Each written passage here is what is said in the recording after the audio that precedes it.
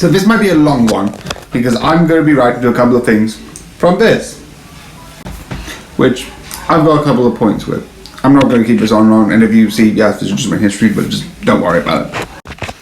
First, one of the points, because I'm going to cut it up recording-wise, point by point, one of the points that I make is that Bakugo doesn't have a reason to hate, sort of, Deku. And if I'm correct, this was done before the episode revealed it, but there is a reason. He sort of hated the idea, and the episode does it better, about sort of like power. If you want to watch it, it's a recent episode, so there is a bit of evidence, so I will just say, I think, spoilers for that episode. But it talks about how he sort of like, he wanted to see himself as stronger, and then Deku keeps getting stronger, and he wanted to see himself as Deku kept seeming like he always had things come his way, yet he didn't. And that's where the hatred comes from. One of the other points that he makes is, why do you need to go to a school to be a superhero? Other ones like Marvel, DC, and any other franchise that specifically had superhero type heroes is that you don't need to. That's the whole point. The whole point of the series is, what does it mean to be a hero? And taking superheroes as a version of policemen, as a law enforcement. So, would you basically say policemen wouldn't need training? That is a debate that people have, and the idea of the superhero that they're doing is, yeah, they're trying to help people, but there's been stories with stuff like, again, spoilers, Gentleman Thief, where he tried to help someone and got someone injured and then got sued because, yeah, if you... Also, spoiler for Incredibles, again, old film, but the first one. If you were like, oh, I'm going to save someone, and then failed and got them injured, they might sue you. That's a thing that could be happening, and it's sometimes stupid, but he got sued because of that. And that's the whole point of the series of, what does it mean to be a hero? Another point he brings up is the filler arc, which was, the school sort of like sports event. Which, wasn't one of the whole points Todoroki and his idea with using his fire ability. The idea of, this is your quirk, not his, and fighting against them. You also get something which is interesting, which is the idea of sort of working together and sort of trying to solve problems, because through that arc, 1B sort of goes against them. You also have, and I forgot his name, but because it reminds you in the sort of newer episodes, I always forget his name. The guy with the karate tail, who sort of got hypnotized and then said, "Fight for me, please," or something along the lines. Again, don't know the exact word, but you know what I mean. So it's sort of like the idea of trying to fight in this sort of like safe way. And there are some points where it's like, it's just action is cool, which I'm fine with. But there is more to this arc than just filler.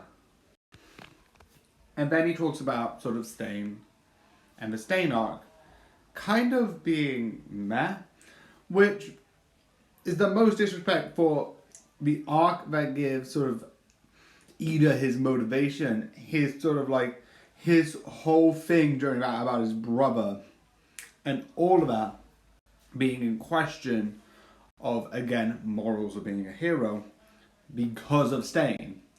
And then he goes with the sort of tests that there are, the sort of exams. It's like, oh, there's something important. It's the idea of like trying to work past your limitations, trying to see how you can push your quirk, because quirks have a sort of like, this is the limitation and this is how you can push it. Like Ice Powers, if you do too much with Todoroki, he freezes. If he does it too much with the fire, he gets burned, and you see that sort of difference. And that is where the test exams have a part.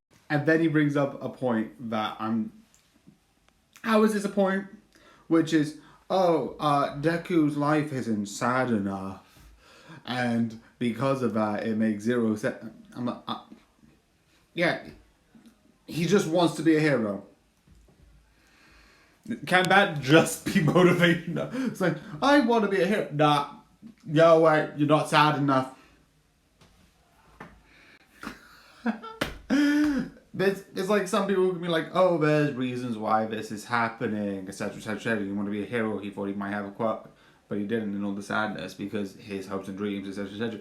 But at the end of the day, you could just simplify it, because you could have that argument of like, oh yeah, he wanted to be, and then his hopes and dreams were destroyed, and he tried to be something that puts his life in serious danger. But what he wants to be is someone to save people.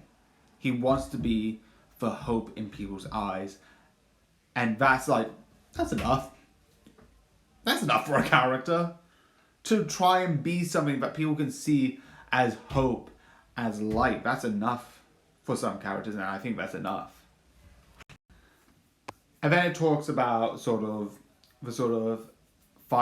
first fight with Deku and the Muscle Man, which is like, oh well, this is bad because we know we're not gonna kill Deku at this point. I'm like, okay, in the first Iron Man, we're not gonna kill Iron Man. In the first Captain America, we're not gonna kill Captain America. Can you see my point? That doesn't disprove that. If I could take any series that is good and amazing, except, I think, what was it? There was a series that has like a lot of twists and turns. But there's a point where it's like, I'm sorry, are we not excluding the fact that some people are plot armor is a thing of these people are protected? And then it goes with the best villains of oh, why is this psychopath in this? No one wants her. And then I'm sorry, can we just have a absolutely insane, amazing character? I'm sorry. How is that a bad thing? She is a formidable enemy. She fights suspicious and sneakily, and she's a badass. Also forgot the name, but the one that can shapeshift with blood, which is one of the most weirdest and creative quirks ever. Yes, I love it. My Hero Academia, could you tell? But this is just... Another point he had was oh yeah, do you know the other exam set? Also, the point of exams is to see how far the characters have gotten from that point of vulnerability to now. This is themselves proving that they can do it, proving that they have the will to fight, proving to themselves and to the audience outside, and proving to the people watching that they can fight and hold up a fight. And then he talks about the plan about Overhaul. And what was his plan? And more specifically, what about the quirks? I don't think he was planning to get rid of quirks in a certain way. His plan, as far as I could entice, wasn't to fully get rid, is to make a drug to get rid of a quirk, and then release another drug to bring back the quirk, and then sell the drug that gets rid of quirks to the villains, and then sell the drugs that give back the quirk to the heroes, and basically have a monopoly on quirk abilities, because you can sell the ones that take away the quirk and ones that give the quirk. And that's the point, not getting rid of the quirks, because again, he has a quirk, but selling the resources that give and take away quirks. That was his whole argument. There's one more point that I'm going to make, but one of the things that he said is the school festival point was useless.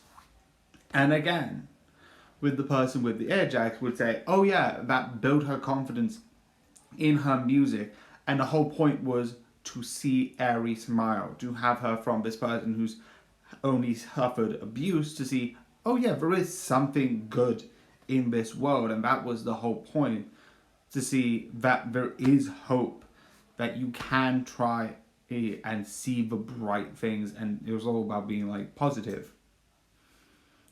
And then there's, actually I'll leave that for the next one.